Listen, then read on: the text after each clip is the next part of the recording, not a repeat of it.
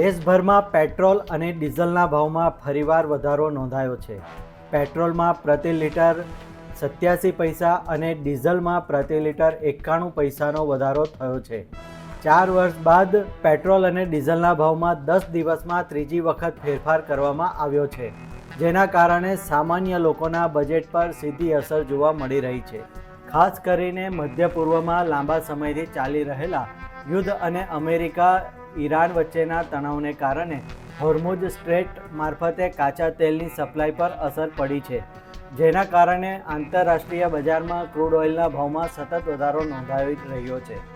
જેના કારણે આંતરરાષ્ટ્રીય બજારમાં ક્રૂડ ઓઇલના ભાવમાં સતત વધારો નોંધાઈ રહ્યો છે। તેલ કંપનીઓએ વધેલા ખર્ચને ધ્યાનમાં રાખીને દેશમાં પેટ્રોલ અને ડીઝલના નવા ભાવ લાગુ કર્યા છે। આ ભાવ વધારાથી પરિવહન ખર્ચ વધવાની શક્યતા છે, જેના કારણે આવનારા દિવસોમાં અન્ય જરૂરી ચીજવસ્તુઓ પણ મોંઘી થઈ શકે છે। છેલ્લા 10 દિવસમાં પેટ્રોલનો વારંવાર ભાવ વધવો એ રોજિંદા જીવન પર આડઅસર થઈ રહી છે।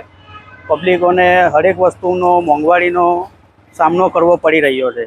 ક્રૂડ ઓઇલનો ભાવ જ્યારે વધે છે તો પેટ્રોલ ડીઝલનો ભાવ તરત વધારી દે છે, અને જ્યારે ઘટે છે ત્યારે પેટ્રોલ ડીઝલનો ભાવ સસ્તો કરવામાં આટલી બધી વાર કેમ, આ વિચારવા જેવું છે।